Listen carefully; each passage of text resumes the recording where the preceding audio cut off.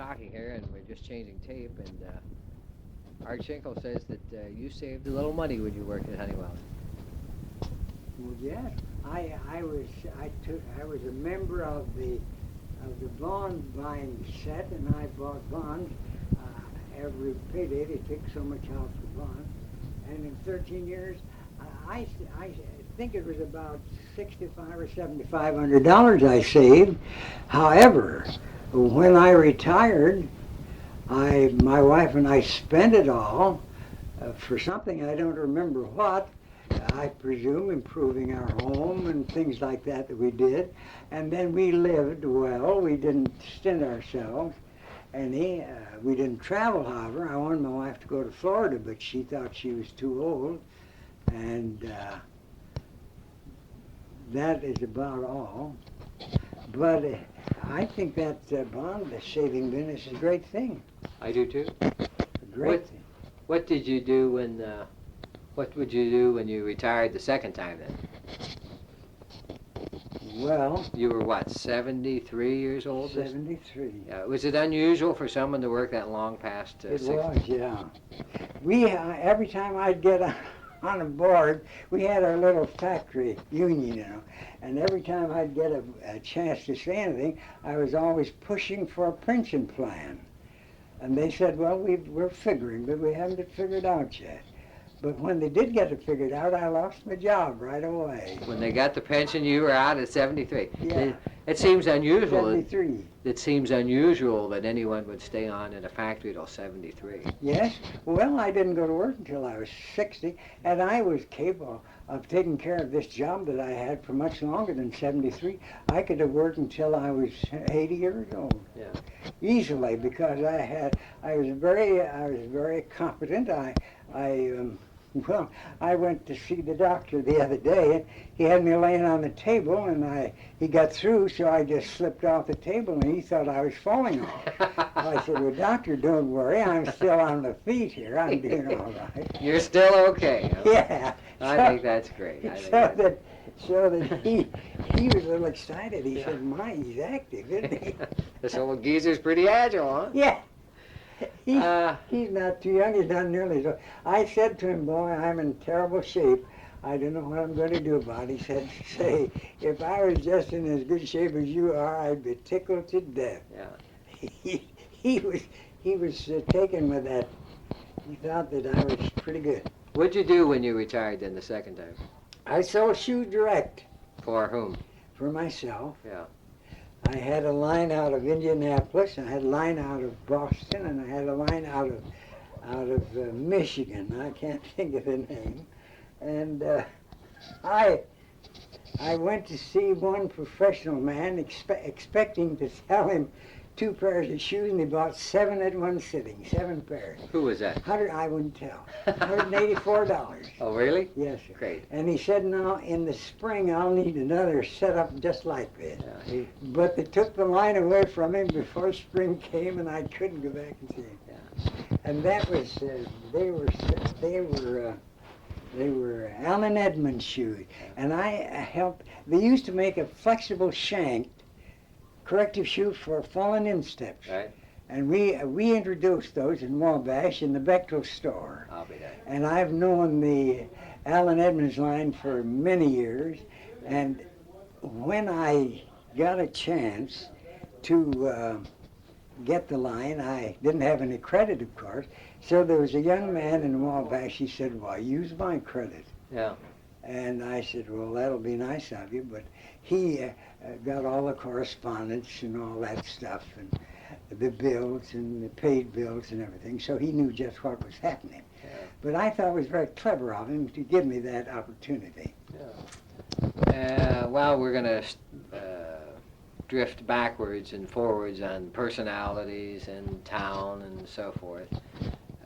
We pretty well covered your working career and your living career, Carl. Can you think of? I think so. Yeah. I don't think of that. How about the house now that you lived in there after you were married and moved out?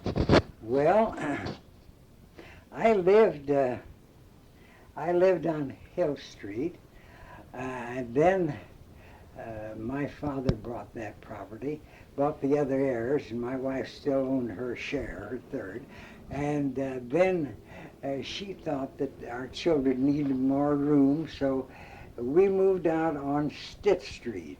No, we moved out on North Carroll Street first, then to Stitt Street, then we moved back to Wilson Street. We lived on Stitt Street about 4 years, and we lived in, I forget the fellow's name whose house we lived in. We paid $12 a month. Rent?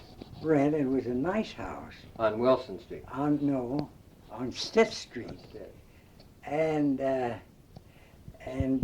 this fellow came over one day and he said, why don't you buy this house, Carl? And I said, well, I don't know. What do you want for it? Well, he said, I ought to have $750. And I said, Jim Porter. I said, Jim, you're $50 too high.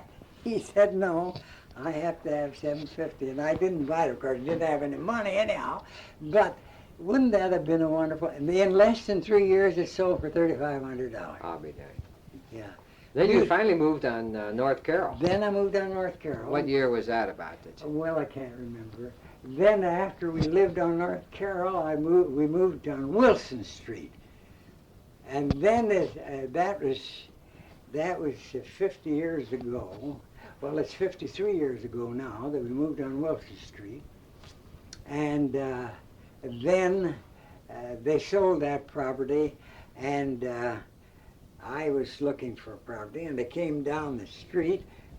Mrs. Martin owned it. I lived on the corner where Moallans do now, and she said, I said to her, Mrs. Martin, is this house for sale? She said, yes.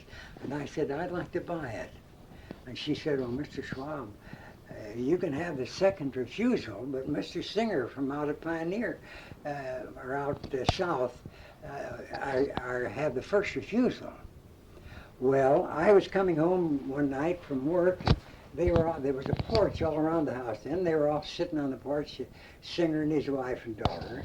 And I said, what in the world are you folks doing here? Well, we're going to buy this house. And I said, why, Hugh, this isn't the kind of a house you want. I said, this is an old log house, moved over here from Sinclair Street and improved by a saw and hatchet carpenter, and he wasn't much good.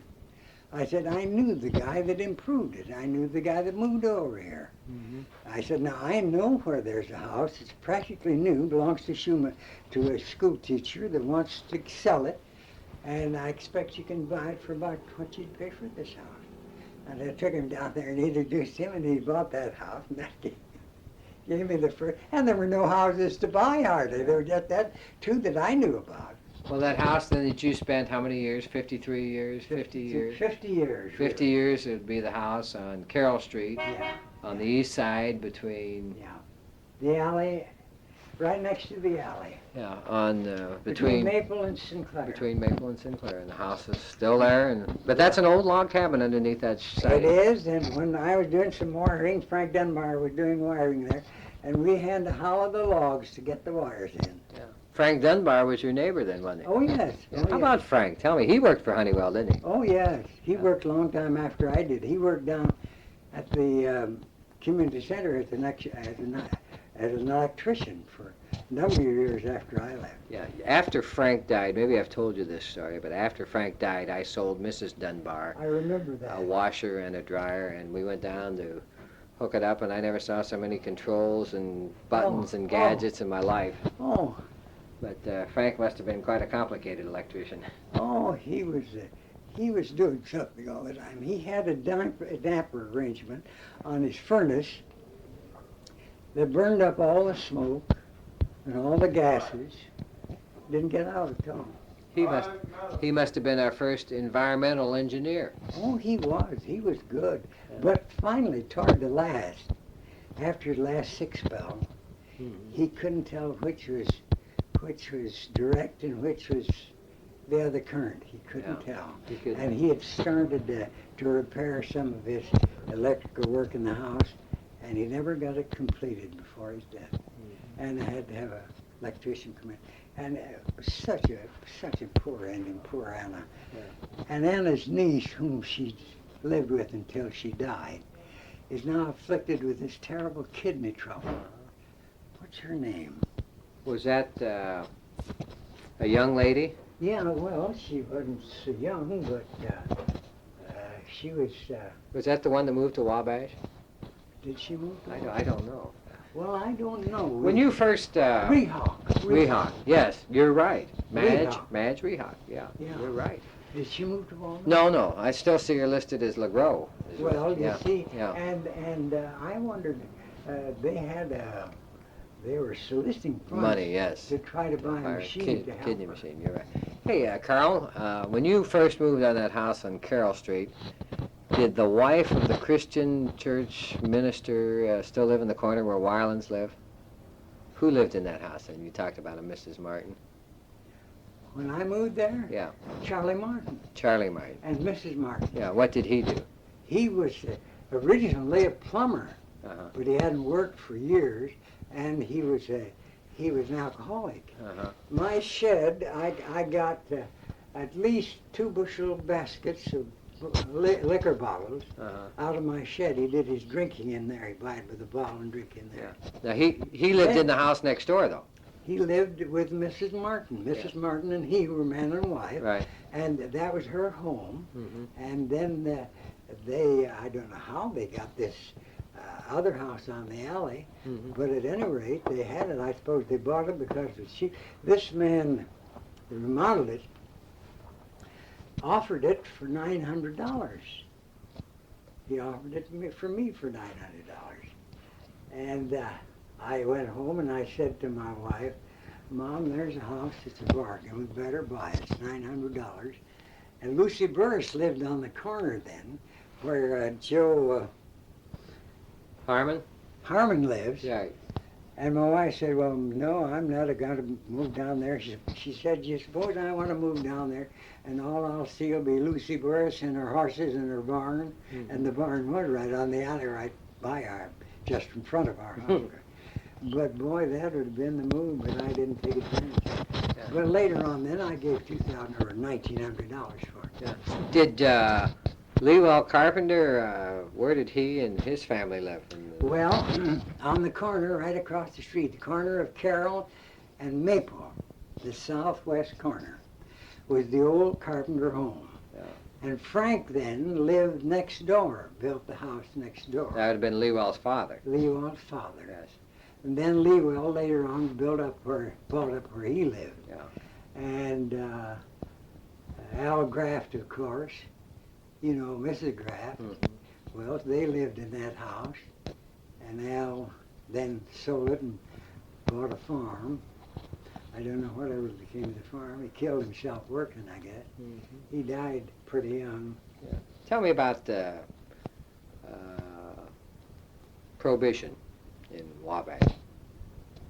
Prohibition, Volstead Act. Oh, well, of course, that was a bootlegging time when the drinkers, you know, Howard. Oh, say, by the way, is Howard Jones in Wabash? Howdy? Yeah. Howdy is back, yes, he's back. Howdy Still driving. Isn't he remarkable? I saw him the other day. He's still driving down the street. 96 years old. Yes, did you read in the paper where his trailer burned up in Florida this winter? No. He was in a trailer. I know, he went to Florida every year. He was in the trailer park down there, and somebody came pounding on the door and said, your trailer's on fire, and he escaped with his underwear, and... Isn't he a lucky jaybird? Yeah, he's still around, and I'll call him when I get back and tell him that you asked about him. I've been thinking I'd call him every time, and then I'd be so busy when I get there, I'd forget it. I'll call him when I get back and tell him you asked. We were talking about Prohibition. Oh, Prohibition, yeah. That is one of the... I worked for Renner Brothers then, and Uriah was an alcoholic. He was a regular drinker. He drank, I suppose, a quart every day, and he would come in from... He was a traveling man. He sold rubber and rubber goods and some leather goods on the road for the Butterworth Company at Marion. Well, anyhow, when he'd come in, he'd say, Carl, how is the bottle? Is it empty? And I'd say, no, it needs a little, there's a little in it. Well, he said, you better fill it up. So I'd go down the way. We used to have 15, 20 gallons of moonshine in the basement all the time that he owned, you know. Yeah. I'd go down and he said, fill up the bottle and we'll take a couple of drinks and compare ideas. We may get some pretty fertile thoughts. Yeah. You know, one of the... Go ahead. No, I was going to tell it, but I won't. But that is prohibition. Yeah. We have driven past the police station with 15 gallons of moonshine in the car. Yeah. never got arrested. Where did, I'll give you my side of the story. I was going to do Fred Reno before he died. I was going to do this thing with Fred Reno that I'm doing with you before he died, and Fred had agreed to tell me everything. And tell me about the bootleggers during Prohibition. Well, you know, Fred Reno was the master bootlegger. Yeah, I know. And he was a very intellectual one, too. He drank some of it, but he made it pay. Yeah, he never let it affect his business, I understand. No, he made it pay. He was a very level-headed fella. He lived in the country then, you know. Yeah. Where did he live? He lived out on the far pike, out at Simpson's Corner.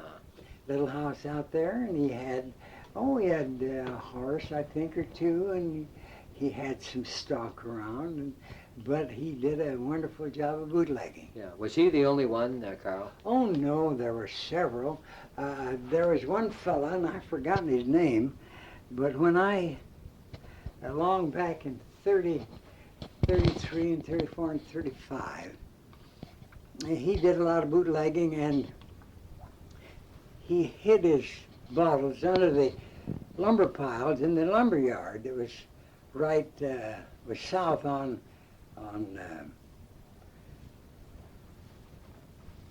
What's that, Sinclair Street there? No, south on just a square west of Miami Street. What is that? Cass. South on Cass was the lumber yard. And this guy would hide his bottles under the lumber. And our factory was there. I could look right out on the lumber factory, you know. And I'd see this guy come down and get a bottle and go away, and pretty soon he'd come back and get another one and go away. And I told, what was his name, Leo something. He was quite a drinker. I told him about it, and he went down there, came back with a bottle of liquor. Moonshine. Without paying, obviously. Without paying. Yeah. And of course, he had quite a drinking time down there for anyhow a day. Yeah. And I saw this fellow uptown, and I said, "Did you miss some of your liquor?" And he said, "No, I guess not." "Why?" "Well," I said, "I got a bottle of it, and I want to pay you for it." So I paid him for the bottle. Yeah. I forgot how much it was. How about the, you remember the day that the Prohibition Act went into effect? Remember when the last day that you could buy it legally? Oh, yeah. What happened? Well, John Tershman had the last drinking parlor, and it was on Saturday night. And I said to, Jim Smallwood and, there was 2 or 3 fellas that was helping that Saturday. And I said, suppose I go up and get a sprinkling can full of beer, this the last night, and we'll get some cheese and we'll have a Dutch lunch after we close up. So, it was about 9 o'clock, so I went out, I got this can of beer, and we got sardines and cheese and crackers and a lot of stuff, and we had quite a lunch, and I said to Uncle Ed, he was getting ready to go home, and I said, "Uncle Ed, would you have a little of our Dutch lunch?" He said, "I think that was pretty far-fetched of you to go out and carry in that stuff." He always shook his shoulder. Who was this, you were working for whom? Ed Bechtel. Yeah. And so I said, well, I thought going out of business, and I said I wanted to do a little something for the boys that are helping, and Yeah. I said, he said, I'll go home. Did He was he a good guy to work for, this Ed Bechtel? Oh, very pleasant and nice. Exacting and close. One time I needed some ammonia to wash up in the water when I washed the windows. So I went out and got a 15-cent bottle of ammonia, and I put down 15 cents ammonia in a slip in the cash drawer. And when he came down, that was in the morning early. He didn't come down till about 9 or 10 o'clock usually, and he'd be gone 6 weeks at a time. He wouldn't even be there. Where would he go? Home, stay home. He'd be sick, you know. Yeah. He was old. He's about 80 years old then, and he was older at 80 than I am at 92. Yes. Well, anyhow, he came across the slip and he said, Carl, what is this? 19 cents or 15 cents. Well, I said, it's ammonia I put in the water when I wash the windows. It makes them clean better. He said, I didn't understand it. Oh, and in a little while, I was working away, and I got to thinking, I said, he hadn't given me a raise for 5 years, and I don't know why he hasn't. He should give me a raise. And I went back to him, and I said, Mr. Bechtel, I think I need a raise. Well, he said, now, you come up to the house, and we'll talk it over. I think I was getting $15. I wanted 18. And I said, well, now there's no use to come to the house and talk it over. We can agree on it right here. And he said, no, I want you to come up the house. So I went up the house and talked it over. Then he decided that I was to get a $3 raise then. And then in 3 months, I was to get another $3 raise, make me 21 bucks. So, when the 3 months passed, I took $3 more, $21. I always paid myself off. Well, George, I was the janitor and the head clerk and the financial secretary and the bookkeeper. Who else worked there, Carl? Nobody but me. Oh, you were the only one. On Saturday we have young fellas come in and help. And then in the summertime, Howard Plummer was there for several years between college sessions, you know. Mm-hmm. And but one time, this young fellow named Walker that was with August Young over in his store came over and talked about buying it. And Mr. Bechtel was showing him through the books and how we did $35,000 or $37,000 a year of business, and just he and I and help on Saturday. And this Walker couldn't understand how we could do so much business with so few folks.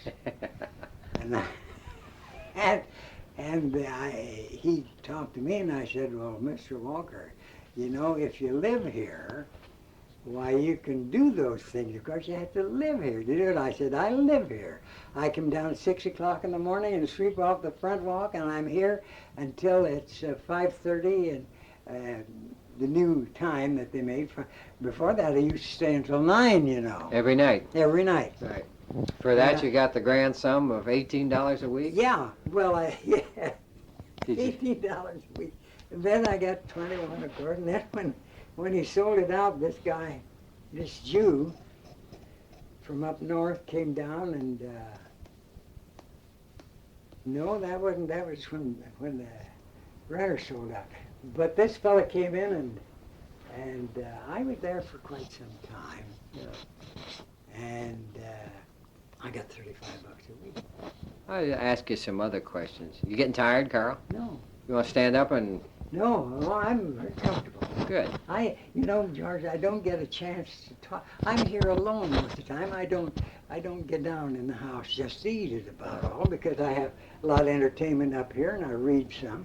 You like to tell your story. And when I get a chance to, I go over to the mall occasionally. Mary will take me over there and I'll spend a couple of hours and I'll get some fella buttonholed and I just bore him to death talking to him, I guess. But at any rate, I enjoy visiting with people. Yeah. I met some awfully nice folks in that mall. Boy, a lot of nice folks.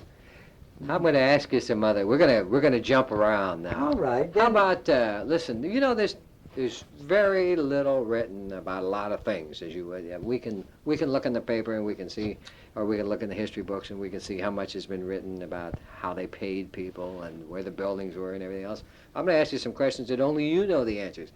How about sin in Wabash? How about the red lights houses and so forth? Oh, well, there was a time when Water Street had a house of ill fame. Yeah. And she was a rather nice person to meet, and she got stuck on a boy of a very prominent family. In Wabash? In Wabash, and I think he married her, and they moved away, and I never heard of them since. Yeah. And I've forgotten her name, and I've forgotten his name. Yeah. But his father was a very prominent man in town, but he did get kicked head over heels on that girl. She was a nice appearing girl, and I thought a very intelligent person. Yeah. I saw her a lot. Then there were other places too. The old Statiker building on Canal Street there. Renner Brothers owned it a while. We had some rental upstairs, and there was some activity of that type over there, I'm sure. Yeah. Oh, then I know another fella that he had a nice big fat girl. She was wonderful, and he called her Peaches and Cream, and he had a right to. And then all at once, he got smitten on an old maid. I think it was a promotion by somebody. He got smitten on an old maid that lived out at Lincolnville that had a farm, and by gosh, he married her. And you know, this fella was he worked at the big farm. He was a machinist. He was the dressiest, toniest boy you ever saw. But after he married that woman, he just went to sticks. Yeah. Oh, he looked like these youngins do now that we see. Well, this was one of these women of easy virtue that he married? Oh, no, she was a very sedate person from the country. Yes. But she wanted a man, and she'd never been married. Yeah. She was a maid, and she owned this nice farm out at Lincolnville. Yeah. And this fellow married her, and they had a daughter, and she married some fellow. I suppose they're still living on the farm. But I couldn't help but notice the change in that fella. He had everything. This woman that he had she worked at the hotel, but she was a very nice, pleasant person, and she was his exclusively. And he left her and married this girl from the country that didn't have anything. I thought that was so funny. How about Ku Klux Klan? There's nothing written about that. Well, the Ku Klux Klan was very active in Wabash for a while. And Sam wanted me to join. I said, Sam Renner, yeah. My boss. I said, I haven't the money to join. Well, he said, I'll furnish the money. So I went up there and joined, and that's the only time I ever attended. Well, they had a Ku Klux Klan parade, and a fellow by the name of Crow from Rowan came in before the parade and bought a pair of new shoes. And then I met him on the corner in his outfit, his hood and gown, you know. And he says, "You don't know me, do you?" And I looked at his shoes and I said, "Yes, I know you." Yeah, he was funny, that Crow. You joined it then, I joined the Klan then, but I never went but once. And then, of course, the Klan lost its force in Wabash. They're trying to revive it now. Yeah. But this boy at Indianapolis that was running the politics of the state and everything else, that got in bad with his secretary. Yeah. Was in jail for many years and finally pardoned. I don't think they should have pardoned him, but they did. But the Klan, one thing that happened during the Klan, Mrs., I don't remember her name, but one of our customers came in and paid her bill. and she paid it to Sam, but it never had been credited. Sam missed it somehow, I don't know why. So they called her up about it after 30 days, and she said, why, I paid that. Well, Sam said, when did you pay it? Well, she said, the day the Klan had their parade. She said, I remember particularly. Well, Sam said, I'll correct it. So, of course, they were. She was a wonderful customer. And she'd paid it all right. They were confident of that. But that's the way she... That's the way she related things. Yeah. And then Rye got in his mind that we had quite a lot of Catholic customers. And Rye thought he'd go up and talk to the priest. That was one of the Renner brothers. Yeah, one of the Renner brothers, and I forget who the priest was. But he was an older fellow, not the father that's there now, I know. But one before him, several before him, I think. Well, anyhow, this fellow, Rye said, now we don't want to impose on any of the Catholics. We like them, they're our friends, and so forth and so forth. And then the father said, well, Mr. Renner, if a man was walking up and down in front of your house with a shotgun, how would you feel? So I thought that was pretty good. Yeah. And Rye put his tail between his legs and came home. He had nothing to come back at that. Yeah. So they then just sort of fizzled out from... Oh, yeah. And it was very... If they would have followed the rules in their rule book, it would have been probably a wonderful organization. Yeah. But they didn't, you know. It's just like any human being, George, that gets power, they exercise it for their own good, usually. And that's what happened. This guy thought he had the world with a tail, but he didn't. Yeah. He was mistaken. Yeah. Then he got in trouble himself. Oh, yeah. That girl died. And of course, there's a little sex entered into it, too, you know. Do you remember the first automobile in Wabash? Huh? Do you remember the first automobile? Oh, yes. Shall I tell you that story? Yeah, sure. Bill Newman had the first automobile in Wabash, and he was driving it around the street, and there was a farmer from out north that was driving down the street, in a horse and buggy then, of course, and the horse ran away and threw him out right in front of our store almost. Oh, everybody rushed out, and Abe Simon had a buggy star across in the Bradley, or the next to the Bradley building. He came out, and Rye was out there, and I was standing by, and he said to Rye, did it kill him? And Rye said, no, I guess not. Abe says, what a pity, what a pity. He'd had some dealing with this guy. Yeah. Well, I heard a story about this same family. George Freeman's brother was selling sewing machines. Yeah. And he went out to this farm home and demonstrated the sewing machine and left it for them to decide whether they would buy it or not. So then he went back to find out whether they would buy it or not. And so he came in the house, very cordial, everybody was happy. And finally they went into the room where the sewing machine was.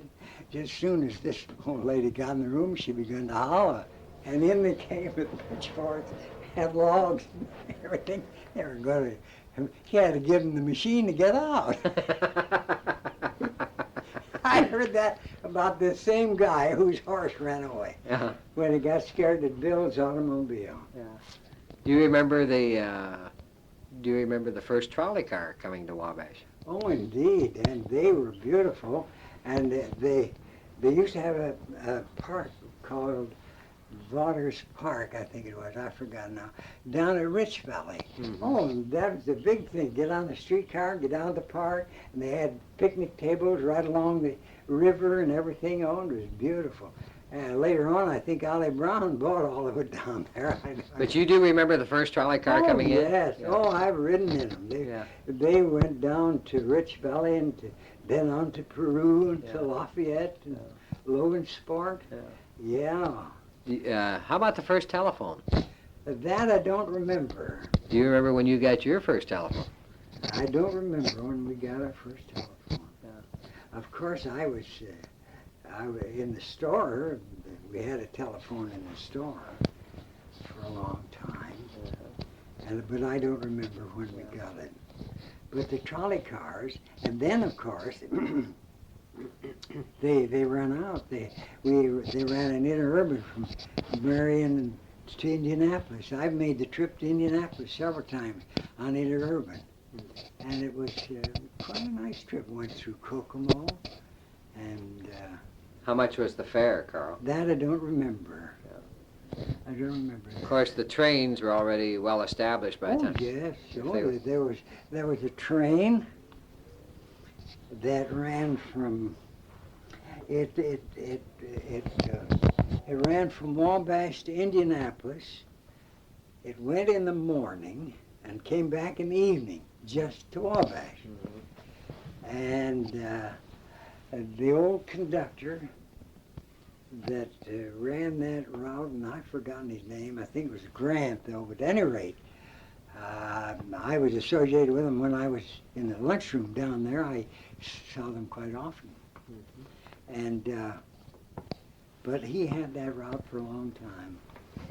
Do you remember, Carl? Do you remember when they cut out the walnuts? Through the south side. Well, first of all, let's go back a little further than that. You remember the old covered bridge crossing the Wabash River? Yeah. That bridge was. That bridge was. When I came to Wabash, that bridge, I think, was still standing. I'm not sure about that, but I know that Bechtel had a sign on it, and Sally Smith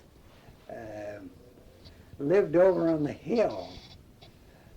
Oh, and the Bechtel lived over there, and Charlie Cawthorn, a brother of Mrs. Bechtel, lived over there until his death. And that was a spooky place. Yeah. Spooky. I know. I used to go over to Charlie Cawthorn's years and years and years ago. Homer Hipskin and Ernest Shearer, and Ed Haldeman. We used to go over there, and we'd have big feeds and play 5 and 10 cent poker, and then of course get late at night, and I'd be afraid to come home alone. Go through that bridge. It was ugly. That was years and years and years and years ago, and I don't remember whether it was through the bridge or over the new one that we came. I can't remember whether the bridge was there or not. But it was soon. If it was there, it was taken out pretty quickly after I came to Wabash. Do you remember the old hat factory? Oh, yes. Oh, the hat factory. That is great stuff. Yeah, and the Joe Barrett was very active in the hat factory, in the union, and he had a boy, Hubert, was the youngest one. He got killed by the railroad. And the older one, I've forgotten his name. Ralph? Ralph was he was in the abstract business, Right. and then later on was a county officer. Right. And they were both very intellectual boys. Hubert went to work with what's his name on the south side? I can't think of it. The factory on the south of the river, right across the bridge. Deals? Deals, went to Yes. work at Deals, and he was so talented that it wasn't long until he had a share of running the business. Yeah. Oh, he did a lot of traveling for him. Yeah. Had a wonderful important job. Yes. And then the poor guy got killed on the railroad track. Do you remember any unusual incidents in Wabash, Carl, in the 70 or 80 years? Tornadoes, floods, cyclones? Well, we did have a cyclone there that leveled a house or two in the East End.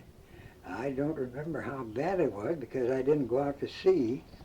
In those days, I walked. I didn't have any transportation, and no money to buy any transportation.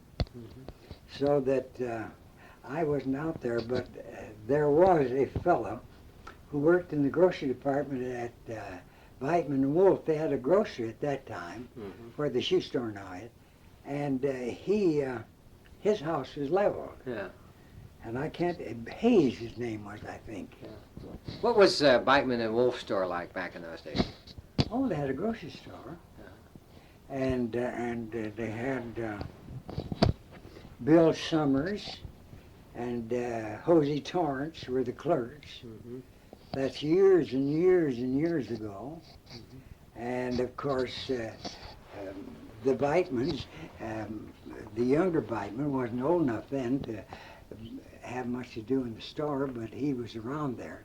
And that was the loafing place for the Wolves and the Weitmans, and they had a big stove, and they sit around there and spun their yarns.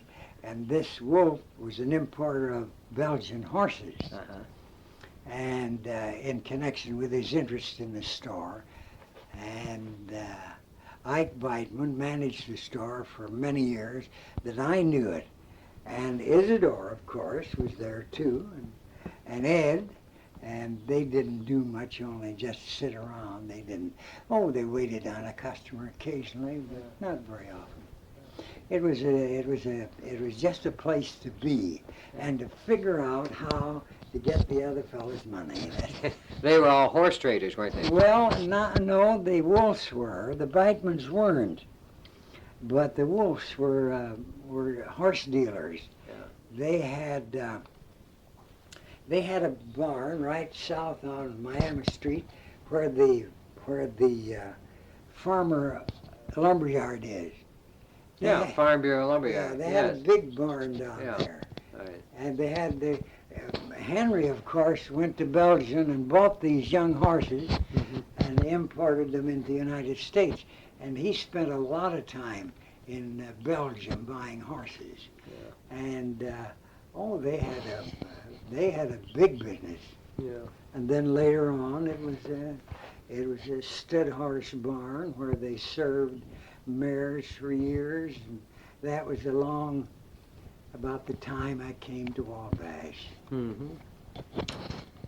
What else do you remember of interest? Well, how about the church? Now, you were active for many years in what church? Well, yes, in the Presbyterian Church. Charlie Kohler and Yarnell, and there were a number of persons who were active in the church. And I remember one story that I heard that Charlie Kohler had a horse that Charlie Little was the minister for 50 years or more. And Charlie Kohler had a horse that the minister wanted. And he'd made Charlie an offer, but Charlie thought the horse was worth more. But Dr. Little was a very cagey old feller, and he knew that they went into Egbert's drugstore and did their lushing down there. So he went down there one morning when they were all in there. And to keep away from him, Charlie got behind the counter and he negotiated his horse deal. He said, "Charlie, I want you to sell me that horse, and my offer is still good." And Charlie wanted to get rid of him. He said, "Well, all right, I'll sell it to you." Yeah. They used to go down to the drugstore and have their little nip. Oh, yeah. And compare ideas, get brilliant thoughts.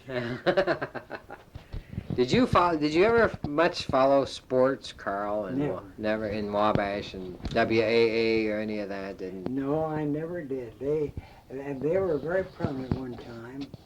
There used to be a big building. On the south side of Canal Street, east of Wabash, on the south side.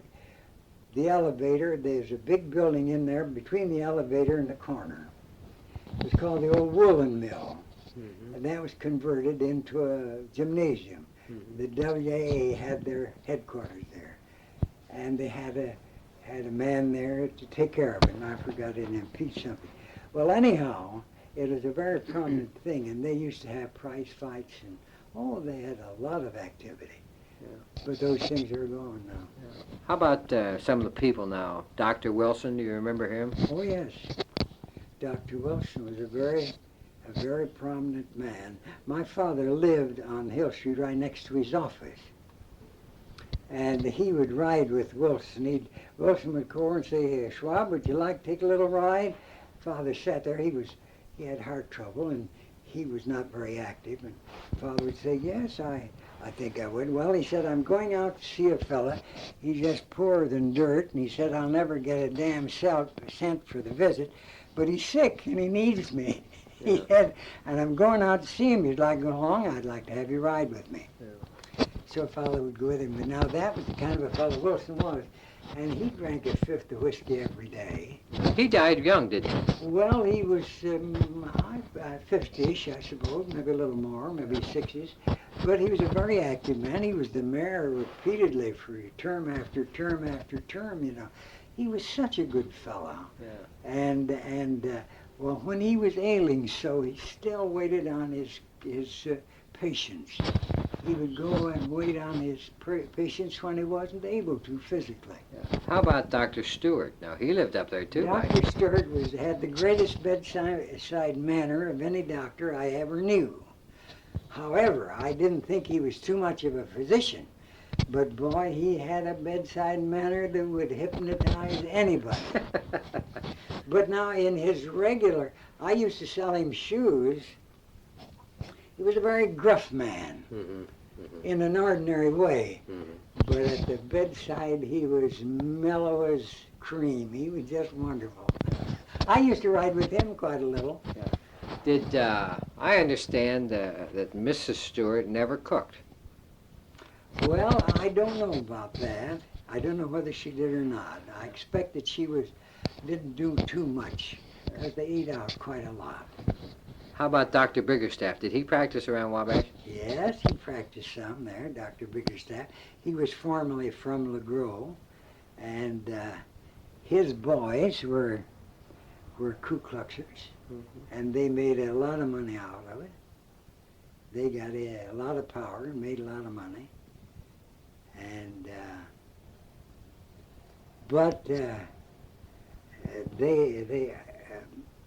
Dr. Biggerstaff had a young son.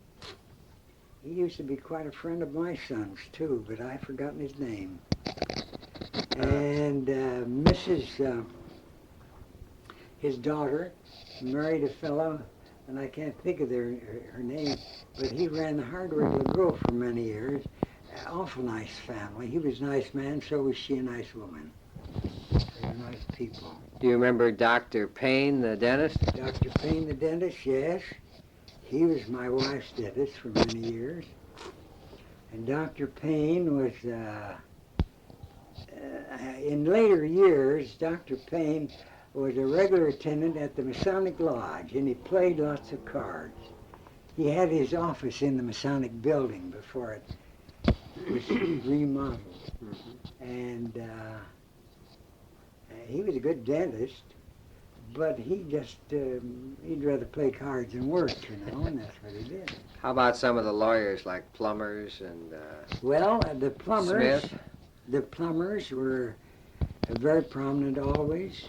The father of Frank and Howard was the judge of the court for many terms.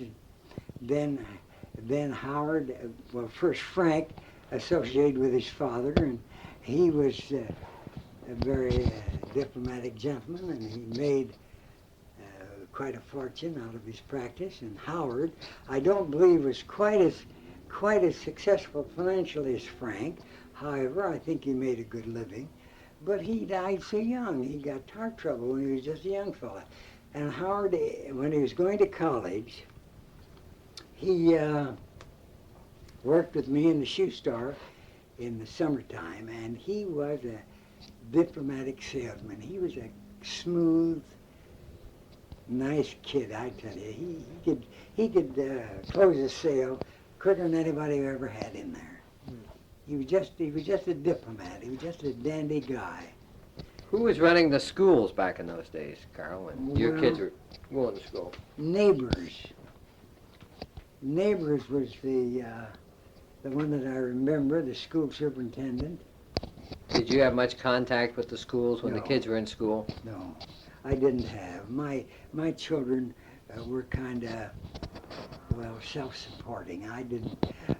All the managing of our family was done by my wife. She was smarter than I, and she had very good judgment. And I handled the money for the first few years of our life, and I spent it all, of course. And she said to me one day, she said, you know, Carl, I believe I could handle the money better than you.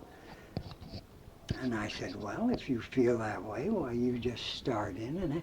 And from that time on, she signed all the checks and did all the business. I did it in between. I was her in-between, her go-between. Mm-hmm. But she was the manager. She spent more money than I did. Yeah. Because our girls came on then. They both worked. They both made money, and they brought it home. Our son was never very liberal with his money. He would give a little, but very little. He wanted to save it. But the girls, and then Mary, of course. If you were, got anything else you want to talk about? I don't know what else I could tell you. If you would, Carl, if you're looking back, would you have wanted anything differently than what you have it, or the way it worked out? Or No, I was very well satisfied. I lived and I was happy, and I had my family. There are a lot of things that happened in our family that I wish hadn't happened. My boy took his life when he was 35 years old, and that was a terrible blow to me. He was a fine young fellow, I thought. And there's a lot of things. My oldest daughter married a fellow that, he wasn't a very good homemaker, and he wasn't a very good family maker. He didn't make enough money, and she was sick. She came home sick, and Helen and her husband lost their job, and they were at our house, and I had to borrow money on my insurance and my property to bridge over the gap. My salary wouldn't take it, you know. Mm-hmm. And then here my daughter and her husband went east, and he got a wonderful job, and then they transferred him to California.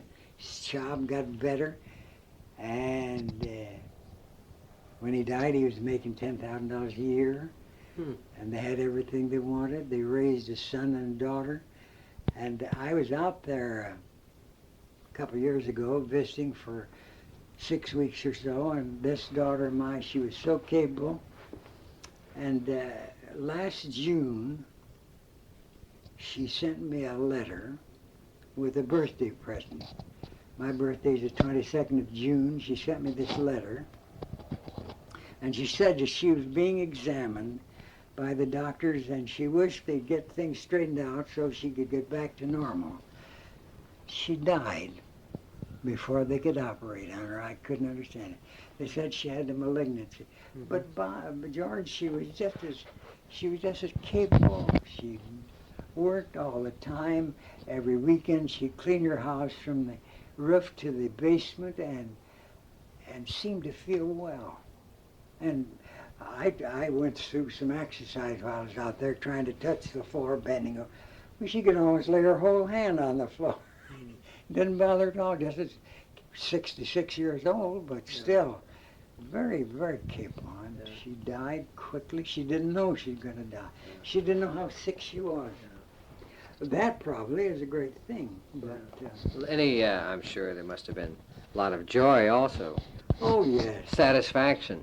I had, as I told you, my wife was the managing part of our family, and I enjoyed her. I enjoyed her activity. She was active in the church, a good many in her neighborhood. She was active in her gatherings, and she was very nice to me, and I was happy with her, and I lived with her 68 years. And I've had a good life, George. Never had too much money. I've had enough, but I've had a good life. If you would, talking to a young person who's all concerned about money and getting ahead, what would your advice be at 92? Well, I don't know what advice I'd give them other than just to be honest with yourself and everybody else and try to do the right thing and not take advantage of any situation. I think that's about the most important thing, and because those things reflect, you know. I never lied to a shoe customer in my life that it didn't come back and hit me in the face. I never did.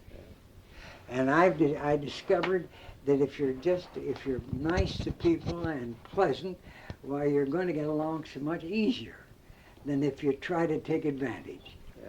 And the Lord has smiled on me. I think when I was 20 years old or 25, I thought I was going to die with TB. Mm-hmm. And I went to Doc LaSalle and I said, Doc, what's the matter with me? I'm full of cold all the time. My lungs are paining me. And I said, my bowels are bad. And he examined me, tapped me on the belly several times. He said, well, I'll tell you what you got, Schwab. You got catarrhal appendix. Ought to have it taken out. And I said, well, Doc, in the first place, I don't have the money. And in the second place, I'm afraid of this appendicitis operation. It's too young. Oh, no, he said, they do it so artistically now. And they don't, why, he said, it's nothing. Well, then I left his office and came down the street and I met Doc Burke. He had an office in his dwelling down there at the corner of Maine and Miami, the southeast corner. And I said, Dr. Burke, what do you think about appendicitis? Is it popular enough now to cut people for that disease? And he said, no. The operation is too young. And I said, I'll be up to see you, Doc, at 2 o'clock. So I came up there and he gave me some medicine. And I took about a barrel of medicine before he got the thing that would correct this pain that I was having in my bowels.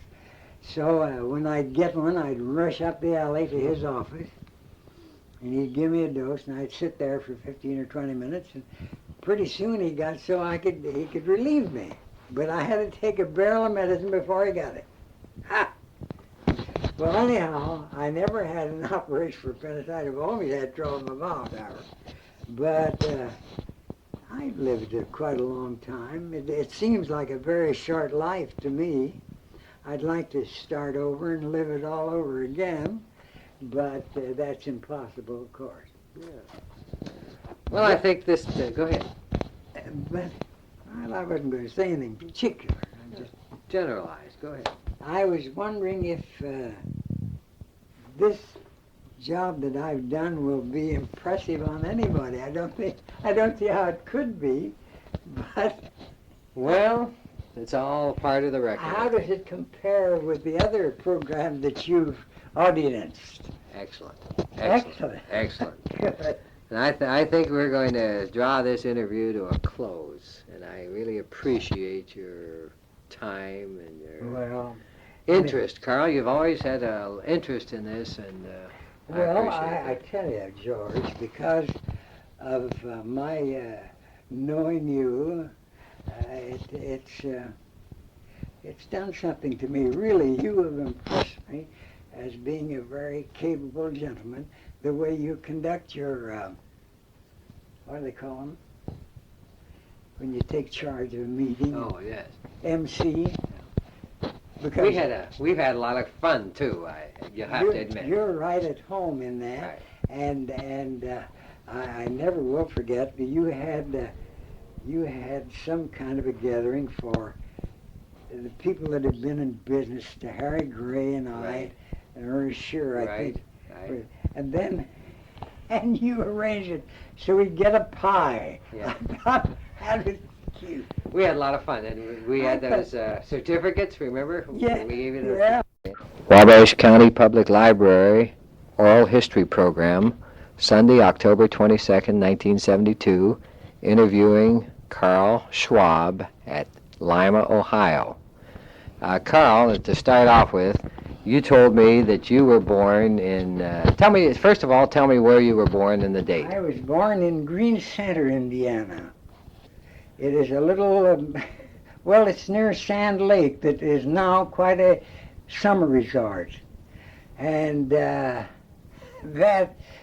was 92 years ago. What day was that, Carl? What day and date? June the 22nd. June 22nd.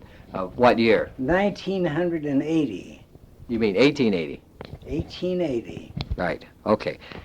Let's check. Carl, who were your parents? Your father and your mother's maiden name, and what did your father do? My father was an optician. He fitted glasses to the eyes so people could see. And he was born in Switzerland and came across with his parents when he was 2 years old. My mother's maiden name was Montgomery, or Gomery. I never knew her parents. She was orphaned when she was a very small child and lived with an aunt in Coesty, Indiana. That's near Columbia City. But her history I don't know much about. She had one sister who in later life I knew, but I don't know. She's gone now too. And that's about the extent of my association with my mother's relatives. Now my father's people lived on a farm near Wabash, Indiana, and I went there many times. A funny thing happened there. One Christmas I wanted to go over pretty badly, and there was a fella in Albion, the place I then lived. I lived there until I was 15, and I wanted to go over there, so I borrowed or rented one of his horses and got a 2-bushel sack, grain sack, and I put my presents in the sack and hung them over the horse's neck, and I rode the 7 miles in the cold weather on horseback. And when I got over there, Uncle Fred said, "Well, Carl, I don't know what we're going to do with this horse because our barn is full, but I can't put him on the hayloft floor and tie him to the wagon up there." And I said, "Well, that'll be all right, won't it?" And he said, "Oh, I think so." But in the morning, when he came out to feed the horse was looking out the grain door, the grain room door. He'd fallen through the hay hole, and I suppose he'd broken his legs, but he was just as true as could be. How long did you live around this area where you were? Well, I lived in Albion until I was 15. And then my father changed his location to Wabash, Indiana. Well, going back to your boyhood home, tell me what kind of a house it was and what was in the house and how you lived and ate and your lifestyle and so forth. Well, of course, my father was in the business in Albion for many years. He had a restaurant and he had a bakery and he had that kind of stuff, and that's where we lived. In the first place, he had a bakery and sort of a delicatessen. He served some lunch, and he had a baker who got mad at him and set his place on fire, so he burned out that time. But then later on, he got another location down across the square from the courthouse, and that's the way I lived. I ate crackers and coffee for breakfast, and I got along pretty good, I think. For me, I don't know. I never thought that I ate too well because, however, there's plenty to eat, but I didn't have any appetite. Carl, you told me one time that when you were a child, the house that you lived in, and did you sleep in the loft and with? Well, that was another story. When my father got out of the business.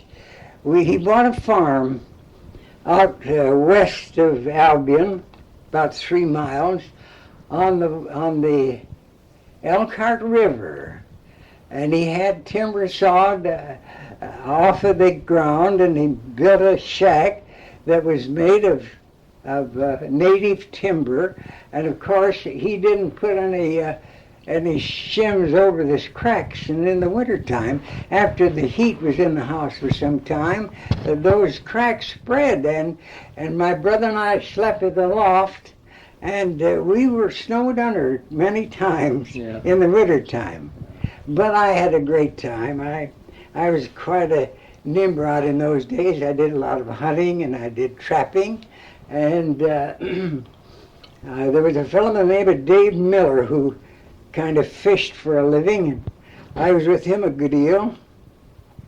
And one day he suggested to me that he'd bring out some traps and I'd do some turtle trapping for him along the Elkhart River. So I did. He built a pen for them. They were made out of planks, and they were about 4 feet high. And Mother would go with me. When we went down in the tall and uncut country, I was a little afraid alone.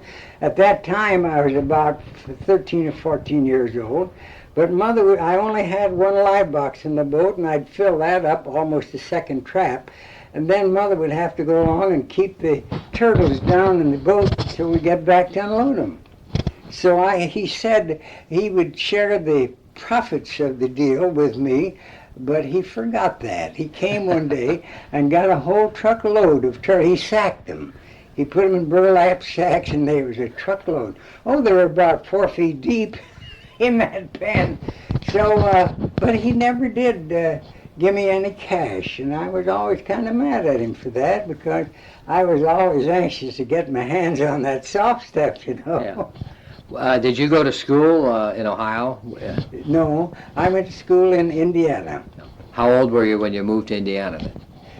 Oh, I was just about a year old, I think. Where did you go to school, and what was your first school like? In Albion, the old high school, they called it then. Of course, they say I was there a short, I guess this year I was there. My son-in-law laid off a day. He worked for Standard Oil, and he took my daughter and I up to the old home to look her over. Mm-hmm. And we were looking for the schoolhouse, but one of the folks told me that they'd torn it down. Mm-hmm. And they have a nice new one now. And by the way, we ate dinner in a building that used to be run by a fellow by the name of J.D. Beck. He was a prominent merchant of the town when I was a kid.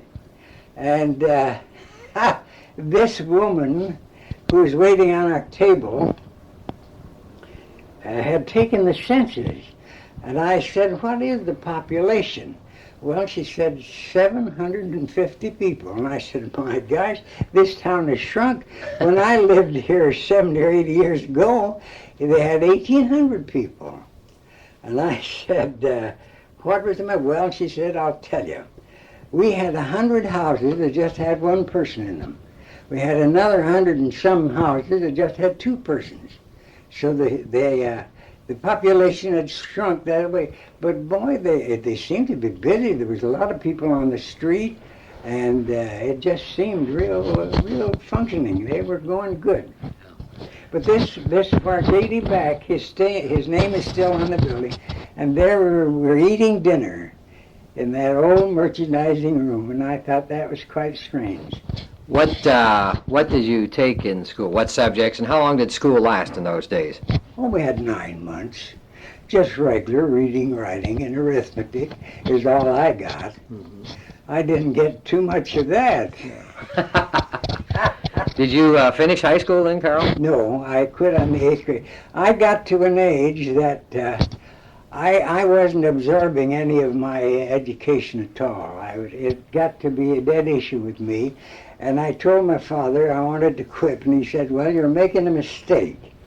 But I didn't think so, and I quit, and I'm sorry I did, of course, because I might have been President of the United States if I'd have continued to school. But your father was a practicing optician Yeah. in Albion. Oh, yeah. And a very brilliant man, so well read. Yeah. And he had a photographic mind. He could read a book and almost give it back to you word for word. A very, very intelligent gentleman. How long did you live in Albion then, Carl? Well, from the time I was about a year old until I was 15. Until you're 15. Now, do you remember as a child in Albion, do you remember the Civil War veterans around Albion and what they did? Well, no, I don't. I didn't have much interest in that. And I was, in those days, I concentrated on fishing and idleness. It was one of those things, you know. Mm-hmm. I remember the only time I ever played truant in my life was in early spring, and I wanted to go fishing awfully bad. And I went to a friend that I knew, and I said, let's go fishing. I said, you've got hooks and lines and everything. He said, yes. But he said, I don't think it'll do us any good to go fishing. But he had a brother older than he, and he said, well, I believe you can catch some suckers. I think they're running now. Well, we went fishing. And George, of course, was anxious to get his fish cleaned and uptown and sold, get a few nickels. And when the word got out that we were catching suckers, I had caught about 8, and the way I got them out of the stream, I was too little to pull them straight out because they weighed about 3.5, 4 pounds. I would put the pole over my shoulder and run back over the bank and pull them out that way, just drag them out. Well, after George had left and cleaned his fish and was on the street uptown, I don't think it was over 30 minutes until that creek was lined for a square. Everybody was fishing. And my father never he came down too, but he never criticized me for playing truant because of my fishing experience. I thought that was kind of cute. When did you leave Albion then? You were about 15 years old? 15 years old. That would have made it around 1895. 95, yes, sir. And then you and your family and your father all moved to Wabash. Yes. What was your first impression when you moved to Wabash? I thought it was the busiest place in the world. At that time, they were just cutting through the big bluff down at the Big Four. And they were so anxious to get it finished, they worked night and day on it. Mm-hmm. And that was quite a project. That's quite a bluff of stone down there. Mm-hmm. And we stopped at my mother's sister when we first came to Wabash. And they, of course, had horses, and we rode horses down the street in Wabash, and I thought it was the busy place in the country. Why did your father decide to move to Wabash, Carl? Well, he had run out where he was, and he had never been too successful. So he came down to Wabash and bought a optical store of a Mr. Ferris. And Mr. Ferris wasn't much of an optician, and Father had to replace glasses for the first year. He replaced, I don't know how many pairs that Ferris had sold. They weren't satisfactory. Mm-hmm. But he built a confidence with the public of Wabash, and he enjoyed a wonderful business his entire lifetime after that. Who was your sister, your mother's sister that you moved? Well, her name was Sweeney. And but she's been gone for years, and the family's been gone. In fact, I don't know anything about any of them. I haven't heard from them for years. Yeah. Where did they live, Carl? They lived on East Street in Wabash. Mm-hmm. Carl, when right across from the Eastward Schoolhouse, the old one. Yeah, that'd be right around where Mr. Rogie had his grocery store. Yeah, right. Well, in that same square north. Yeah. Of Rogie's Grocery. Right. Those people lived up in that east end of town at that time were all railroaders. Did Mr. Well, Sweeney railroad? Or? No, he was a carpenter. He was a carpenter. And a very good one, I guess, at that.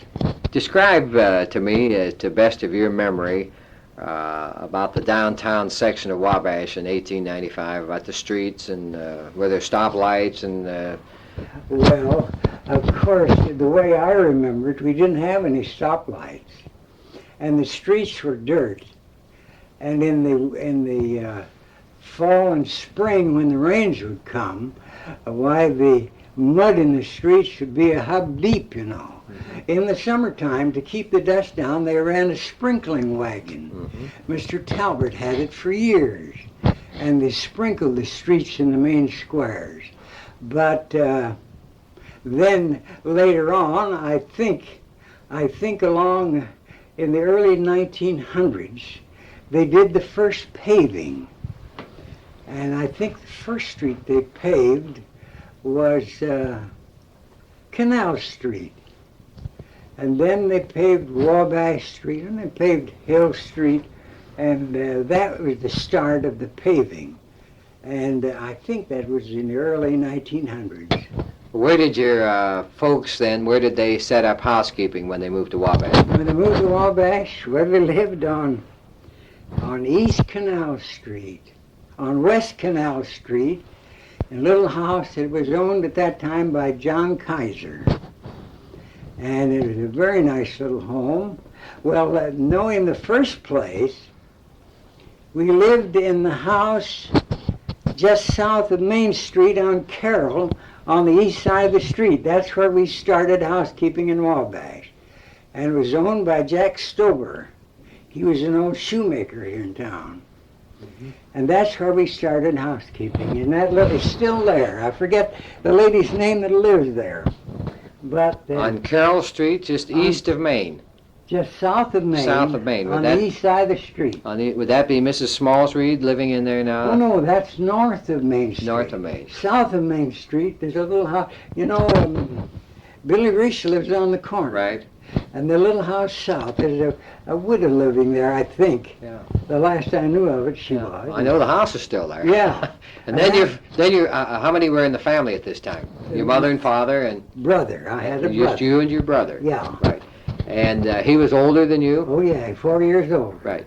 And then you moved from there to where? The little house on Canal Street. Yeah.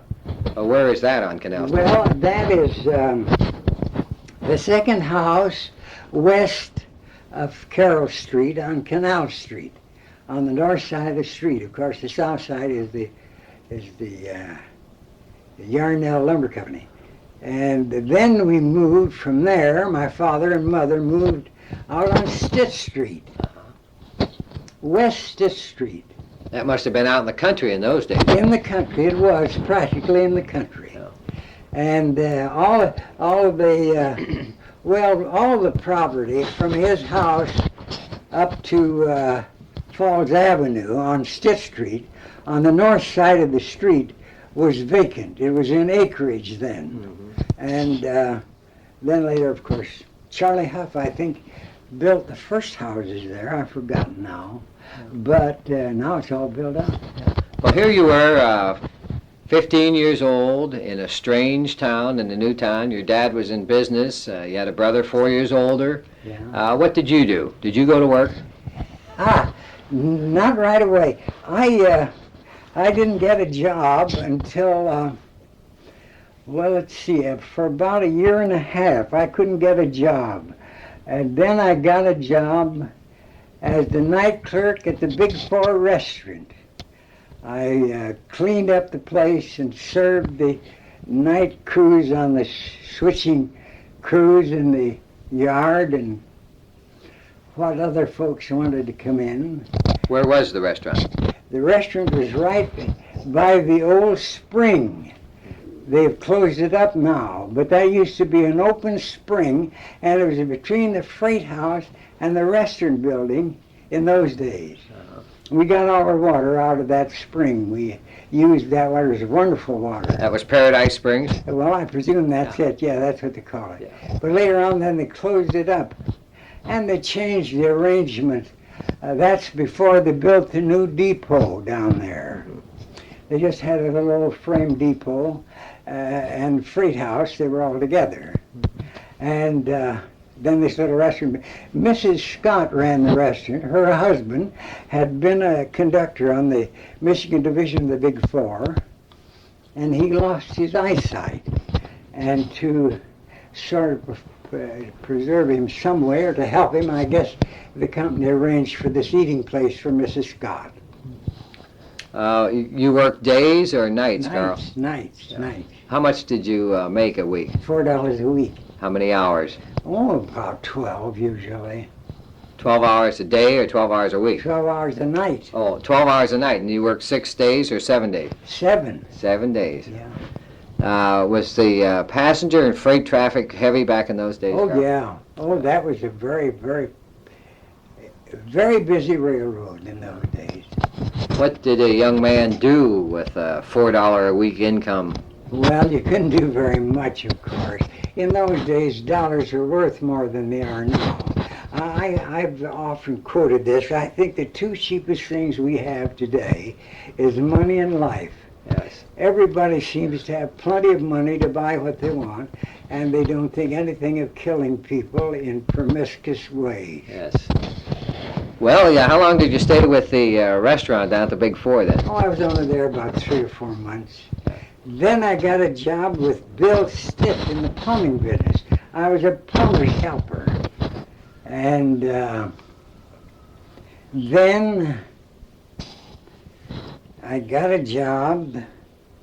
Say, before you get off of Bill Stitt, you and I were going through an old Wabash County history one time, and we saw Bill Stitt's picture, and it said that he was the town's leading citizen and plumber, and he had a gross income. His business grossed this one year $7,000. Now, how much would he have paid you during that year? Well, I didn't get much. I've forgotten now. I think I got $3.50 a week as an apprentice plumber. And when I wasn't out helping the plumber, I was cutting nipples in the back room. And but of course, in those days, they didn't pay much. I worked at the paper. Then I got a job at the paper mill. That would have been the old straw board? The old straw board. And I worked on the Fordner machine, and that machine has been gone for years. They don't have it anymore. Yeah. It made manila paper, wrapping paper. Yeah. And I got 90 cents a day. We worked weeknights and then a week days, or 2 weeks night and 2 weeks days. Yeah. And I forgot now just what happened. I'd been there a year. Oh, I know what happened. The screen boy and I went to the circus. There was a circus in town that day, and the screen boy and I went to the circus, and they used to have water hose along the walls, you know, great coils of it, and we went to sleep in the broke box, and our working mates turned the water on us and wet us terribly. And I was pretty much provoked, and the next morning I went in to see Mr. Paul, who was then the superintendent of that particular department, and I said, Mr. Paul, I've been here now a year, and I make 90 cents a day, and I think I should have a raise.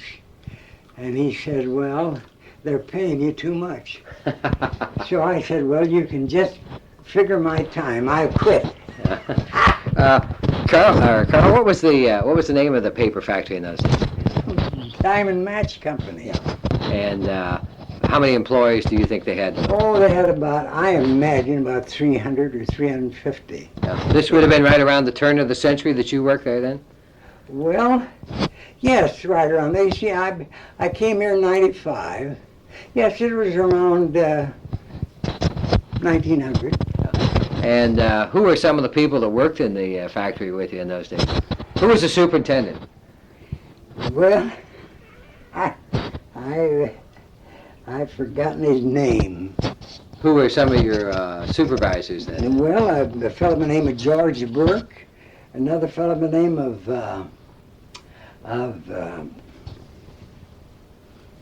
I can't think of his name. No, it's too far away. Yeah. Oh, my guys, that's 70 years ago. Yeah. Did what did they make besides this Manila paper? No, they made what they called a board paper. Mm-hmm. It was Midland board, they called it. I don't know I wasn't familiar with it because our Fordneer machine, we ran Manila paper 20 pound and 30 pound, 40 pound, and we laid a lot of it off in sheets. Mm-hmm. And we had two girls, one on each side of the board that laid the sheets, and I was in the center. I was the cutter boy. I helped them lay sheets. Uh-huh. And then we had a back tender, and then we had the machine tender, and then we had the screen boy. Yeah. And that was paper making is a very complicated. The beater produced to us kind of a mushy stuff and ran out on a spring and drew the water out of it, and then threw calendars finally to paper. You know, someone told me that it was quite the custom back in those days for them to go out and contract to farmers to bring straw. Do you remember that, to the paper board? Yeah. Charlie Kohler, they had about, I presume, I don't know exactly, but I presume they had 20 or more mule teams. Mm-hmm. And they had, each man drove a team, and they worked together. They would take enough teams out to the farmer's house to haul in his whole stack of straw. Mm-hmm. And you should see the way they built those loads. Perfect loads of straw. Yeah. Symmetrical in shape, they were all the same shape, and they were made to ride solidly.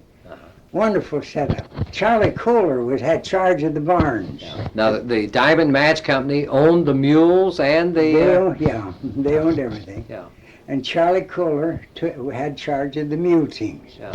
How would you get paid in those days? At the end of the week? I think every 2 weeks we got paid. Yeah. You get paid in cash? Yes, we got paid. They put our money in an envelope. That's the way I remember it. Yeah. Did they have any, what would happen if a person would get hurt or get sick or something in those days on the job? Well, of course, they took special care of persons like that. They were very careful and gave support and help to anybody that would have that trouble. Yeah. I remember one man, it wasn't on my trick, I didn't see this, but they had a big flywheel in the engine room. Mm-hmm. And in some way, there's a big belt ran over that through a smaller pulley. And he got fast in that, and they threw him around there, killed him, of course. That was one of the accidents that was there. The back turner, when I worked on the Fordneer machine, was Jim Morrissey. He'd been gone for years. Yeah. Do you remember a machine called Sparky? Well, Sparky was the old Fordneer machine. Yeah. I mean, its successor. There was the old Fordneer machine was gone. Then they had this Sparky. Yeah. I was down there visiting one day and I saw Sparky, but it wasn't anything like our machine. Of course, it was a very humble affair compared to ours. Did they have the original buildings? That red brick building, I presume, was the building that was. And we were in the west room of the bricks that run north and south. Mm-hmm. There's two of those. One of them was they were both. One of them was a straw machine. They made straw paper, and the other was this Fordneer machine. And then their coating mills ran to the west. They had great long where they coated the paper. They hung on pulleys all the way around and dried as it went through. Quite a complete setup. I understand that somebody else now has a coating mill in Wabash. A couple of boys that started a new business. I presume they drew all the water from the river in those days? That I don't know. Yeah. That I don't know. Yeah. Well, when your career ended after going to the circus from the paper mill, then what'd you do? Well, my girl and Ephraim Holloway's daughter were good friends. And we were up there visiting, and I said to Mr. Holloway, would you have a place for a good worker down in your factory? He was the superintendent. Yeah. And he said, well, I don't have much of a job. I got a what do they call it, filter rubbing job, I think it was, where you rubbed this red stuff into the wood to fill it up before it's varnished. Which factory? Well, it was the old school furniture. Then it's now where this, well,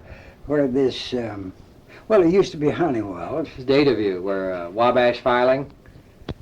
Would it be? No, it was down right next, it was on Carroll Street, South Carroll Street. Oh, the Right old across- GE cabinet factory? No, the one across the street. Across the street. Well, that's where this coating mill is Yeah, now. that's where the coating mill Yes, is. Yeah. right. And that's where the school furniture was. Yeah. This, in other words, you had met a young lady and you asked her father for a job. No, my friend, the young lady, whom I married, was a friend of this man's daughter, and we were up there visiting. Yes, I And see. that's when I asked him for Oh, a job. right. And he gave me a job rubbing filler. This was still the old school furniture, This right? is still the old school furniture. Right. And of course, I would go home red from the top of my head clear down to my heel, Right. and Mother would make me undress out in the little back porch we had before coming out. So one day, Father came home and he said, I have a job for you.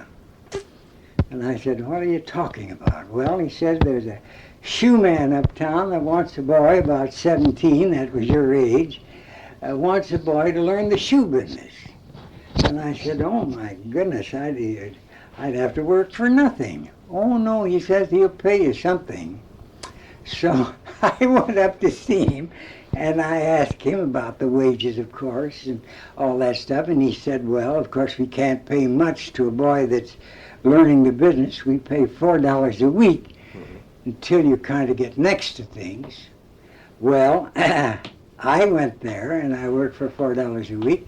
And then I got the matrimonial fever, and I got married, and he said, well, two persons can't live on $4 a week, so I'll give you 7.5. Good. Who was the, what shoe store was it? Bechtel's, E.L. Bechtel's. And where was that located? That is where the PK store is. Yeah. The That'd be between Wabash and Miami on the north side of Canal Street. yeah. Right. And so you took the job in the shoe store and you got married, and what was your wife's maiden name? Sailors.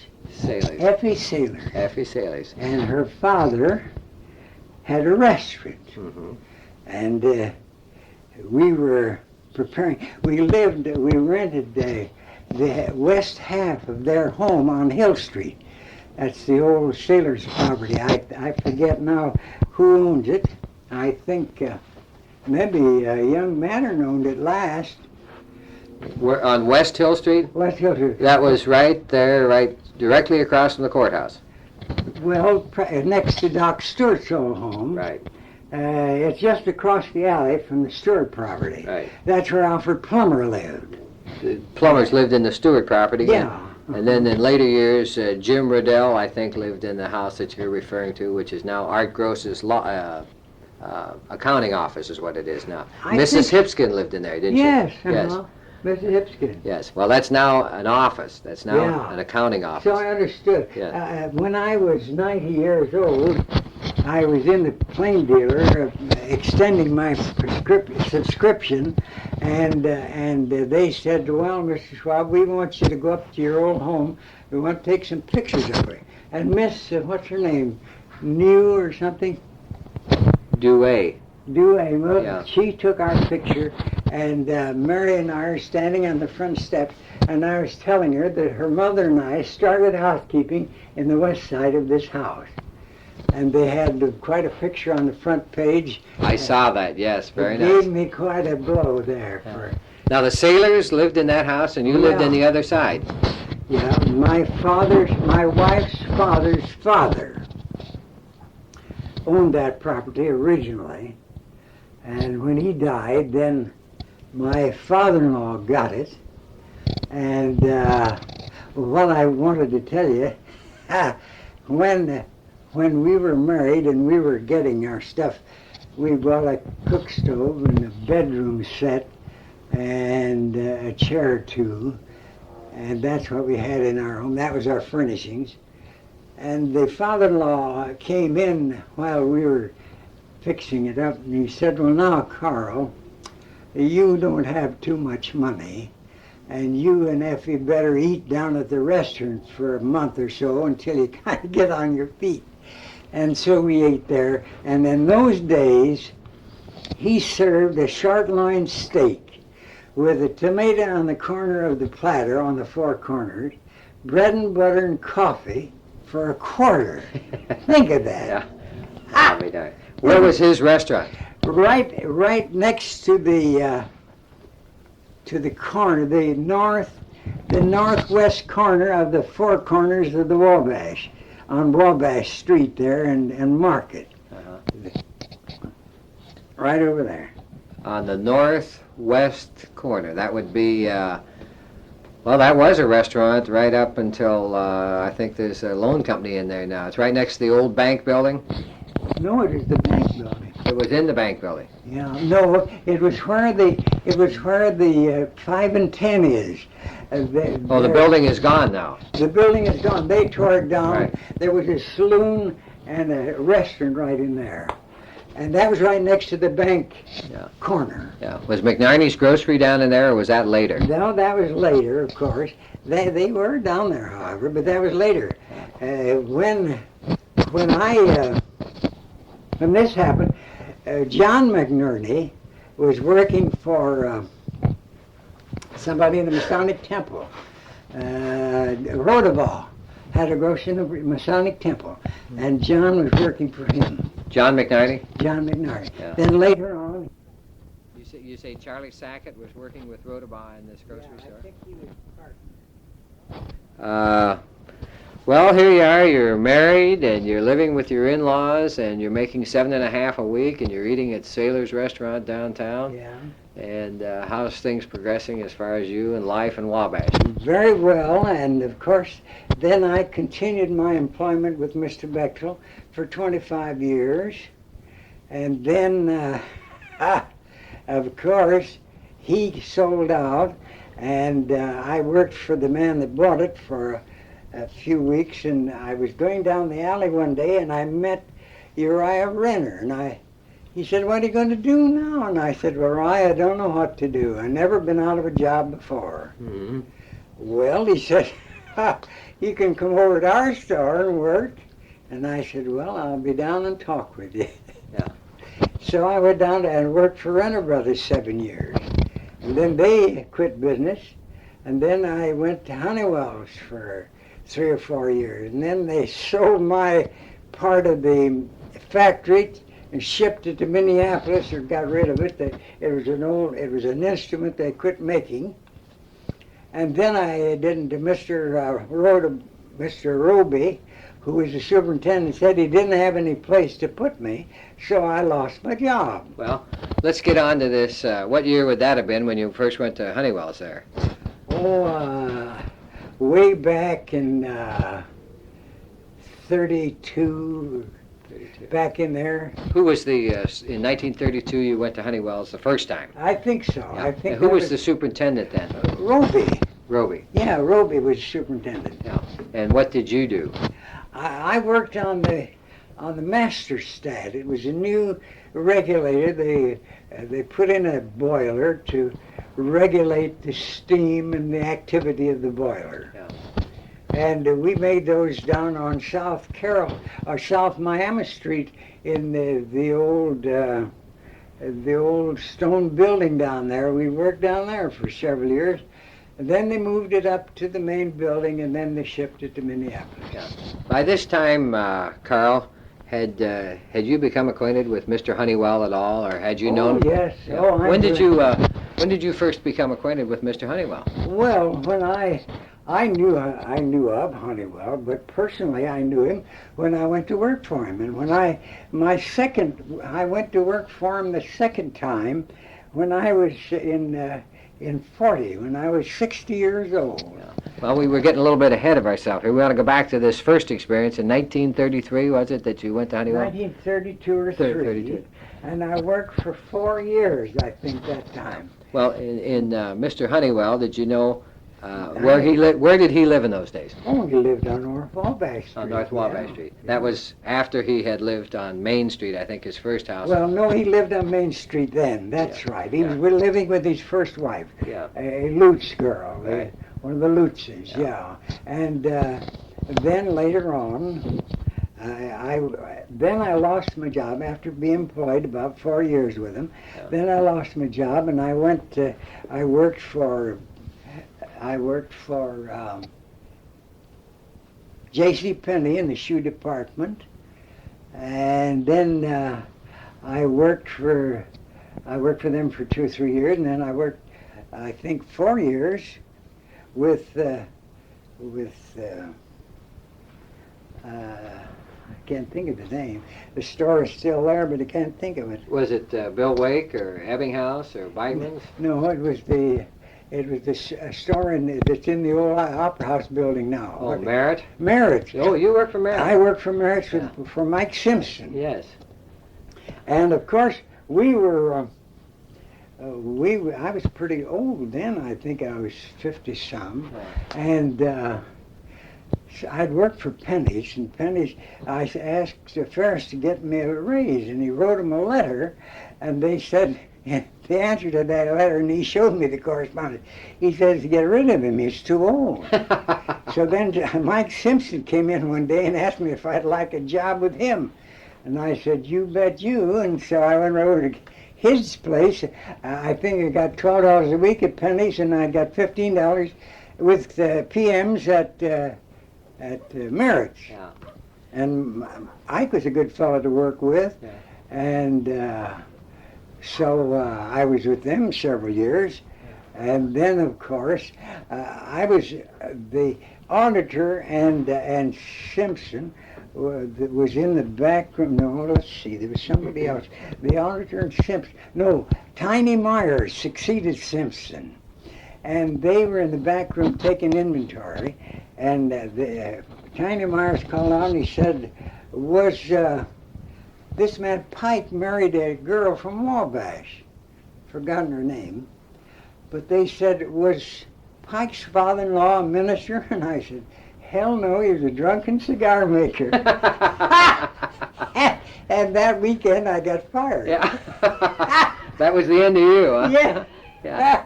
And that I was telling the truth, but I shouldn't have opened my mouth. Yeah. Really, much of the interest in your acquaintanceship, or just being in the town at the same time as Mark Honeywell. Do you remember when Mr. Honeywell had the old plumbing shop on the side of the hill? Oh, indeed I do. Yeah. And what was he like back in those days? Oh, he was a very sedate, exclusive gentleman. His early operation was buying fruit in Michigan and shipping it down through the middle section there and selling it. And then he got this idea for the circulator. Water circulator. It's about that high. It weighed 3 feet high? Oh, yeah, and it weighed, a heavy thing, over 100 pounds, I'm sure. And then he got this boy, a mechanic, machinist, to perfect his idea. Yeah. Who was that? Oh, I can't think of his name. It's Tillman. Tillman. Yeah. Would that have been Della's father? No, that's a different family. But he was quite an artistic fellow, and he developed this thing for Honeywell's idea. Yeah. And this was still when he was in this little plumbing shop on the side? Yeah, on the side hill. Yeah. Oh, yes. And they were quite successful then. Did Tillman stay with them? No. Tillman sold his interest to Harry McNamee, I think. Mm-hmm. Harry McNamee and Joe Teague bought in about that time. Mm-hmm. But then after that, they moved down to where they are on Canal Street, the old soap factory. Yeah. Not where they are now, but the old soap factory. Right. And they, on South Wabash Street, they occupied a part of that building. Yeah. Now, was Mr. Honeywell he was still a laboring man installing these controls and this? Oh, indeed, yeah. He was very active. Yeah. And then Of course, he was very prosperous and was successful in his business, and was thought of as quite an intellectual gentleman. Yes. Naturally, that was quite an idea. However, Ray Launder built one about that high. 18 inches high. Yeah, was more complete in activity and in every way. That did the same job. What was the relationship between Ray Launder and Mark Honeywell? Well, Ray Launder's father was a half-brother of Mark Honeywell, the way I understand it. Mm-hmm. Well, go ahead. And Ray's father, of course, owned quite a little stock in the Honeywell company because of his stepbrother, or half-brother. Do you, then when you took the job there, you had already become acquainted with Mr. Honeywell and you knew him. Oh, yeah. Who got you the job at the factory? After all, we were in the height or the depths of the Depression. Well, I'll tell you how it happened. They needed somebody in the... I had gone down there before. I had asked Harry, I can't think of his name, who was in charge of personnel at that time. And I asked him for a job, and he said, we don't want shoe clerks, we want persons that can work with their hands. Well, then I heard about this. They needed a fellow in the service department, where they did the repairing of industrial motors and thermostats and all that stuff. Thermometers, proportioning switches, all that stuff. Well, and Frank Merrick and George Keller and Fred Leland, I knew all of them real well. That'd be Doc Leland? No. Fred Leland was some relative, but he was just a worker. Doc was the personnel man then. Right. So, well, Fred was just a worker. He was, I don't know what the relation, some relation, I forgot. Well, anyhow, they told me that these fellows were working for me all the time, and I went down then to see him, Dr. Leland, about the job. And he said, well, come in. So I went to work. And your job was what, and what did they pay you, and so forth? Oh, when I started, they paid me 45 cents an hour, and then I got so I earned 65 cents, and then I earned,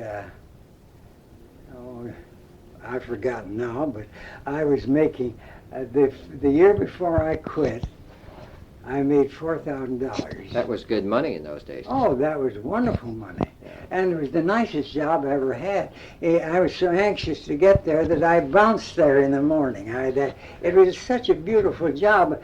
Bench work all the time. You worked on these little industrial motors. And then I had a special job. Frank Merrick was the foreman. And I was pretty adept at these little industrial motors. And so he gave me the job. Every proportioning motor we'd get in, that was a little larger one, we put in a new reworked switch, just like a new one. Then we throw these switches in a big box. I had about that great big box, hold about 2 bushel, and I'd save those switches. And then when things would get a little lax and the boys would have to go out in the factory and paint and do stuff like that, I would fix switches. I had a set, you know. You had a good job then. Beautiful job. Yeah. Well, did you see Mr. Honeywell much in those days? He used to come through the factory and stop at my desk and visit with me, pleasantly and nice. Yes. Then later on, after I'd retired, I saw him down the filling station one day, and I said, "How do you do, Mr. Honeywell?"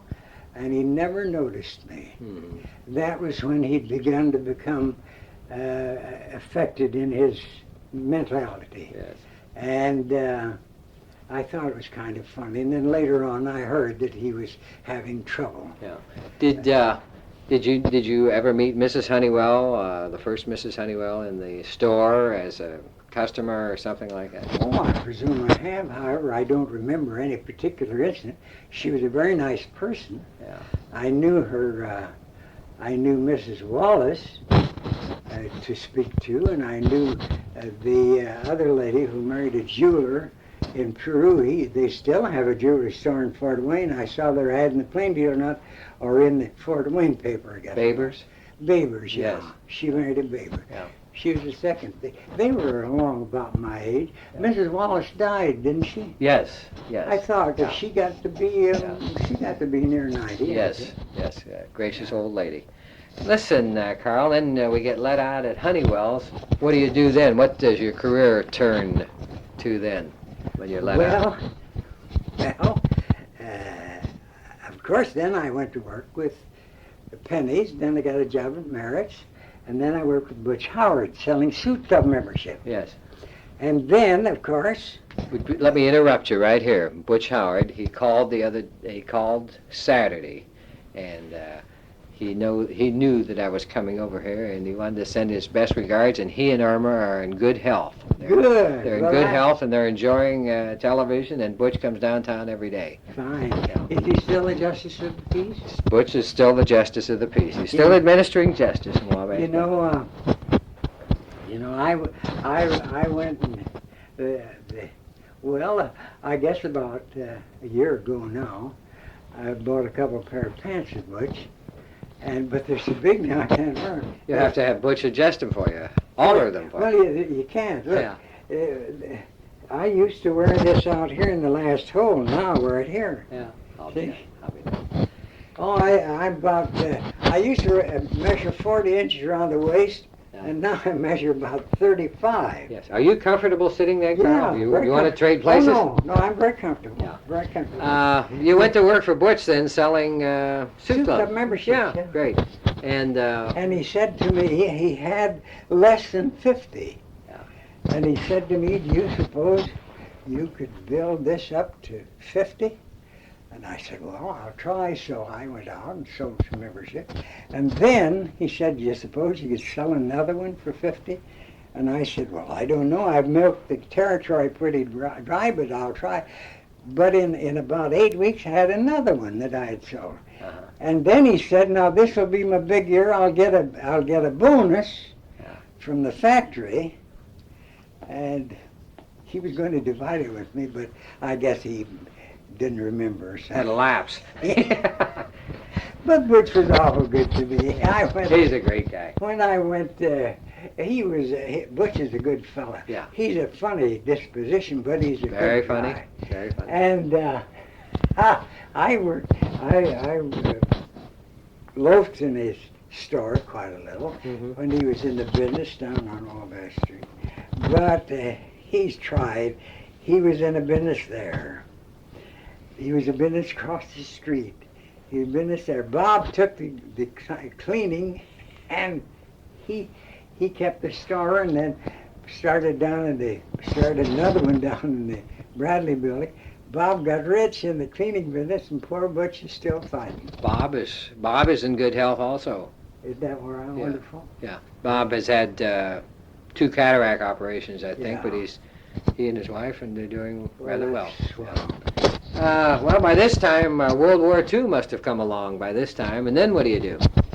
Well, let's see, World War II. I was with Honeywell. You went back to Honeywell's. What year? I went back when I was 16. I worked 13 years. Yeah, you went back in 1940 then. 1940. Yeah, and what was your job and so forth? The service department. You went right back into the service department. It's as if you'd never left. Really, the first time I wasn't in the service department. The first time I was in the experimental job over on Wabash Street a good deal of the time, and I just did about anything they wanted me to do where they needed me, you know. Yeah. But the last time then, I went in the service department when I was in 40. And I remained there until I quit, 13 years. Yeah. You started at 60, and you stayed on till you were 70? 73. Well, that speaks well of the company.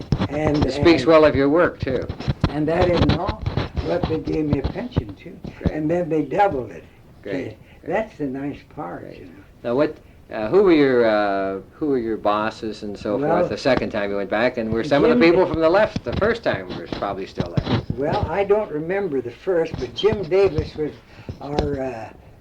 was the big shot in the service department, and Jim Ebbinghaus was for a while.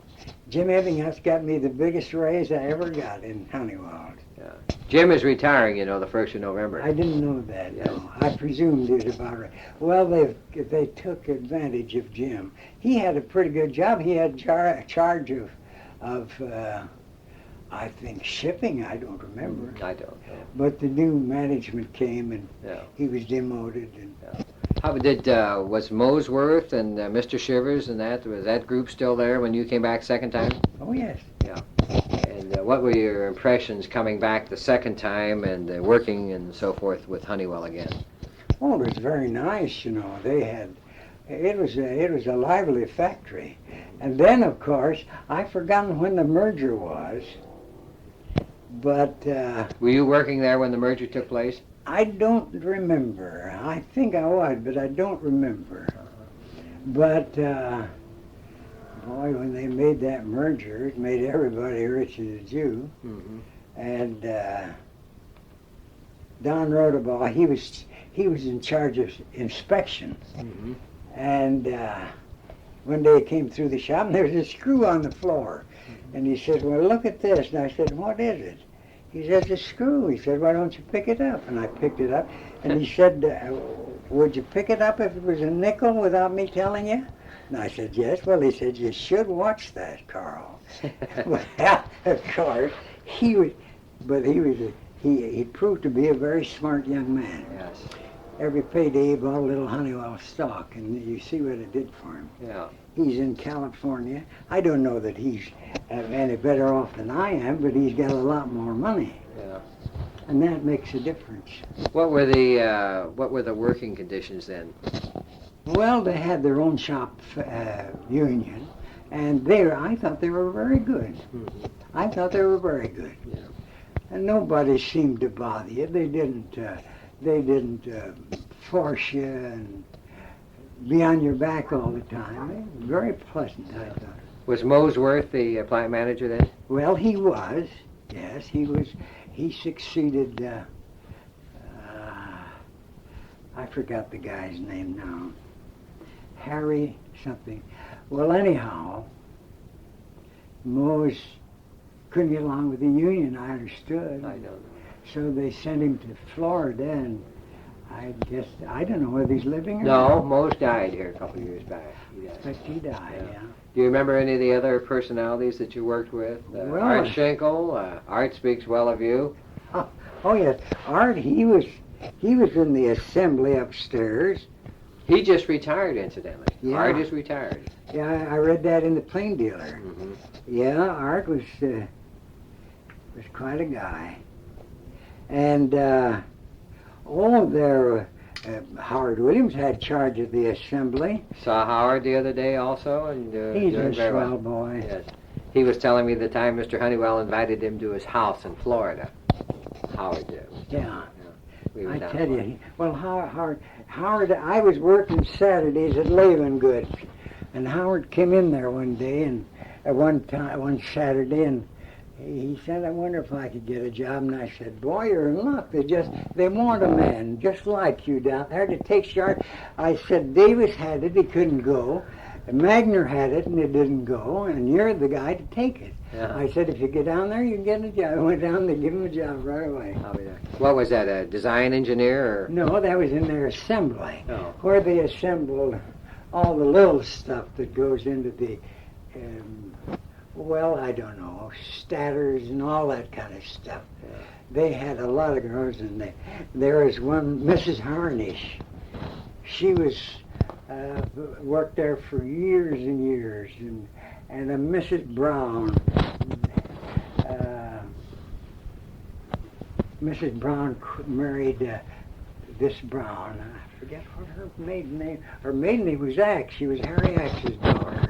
I see where her mother just died, but she was there for a lot of years. And there's a lot of girls in there a lot of women that I knew at that time.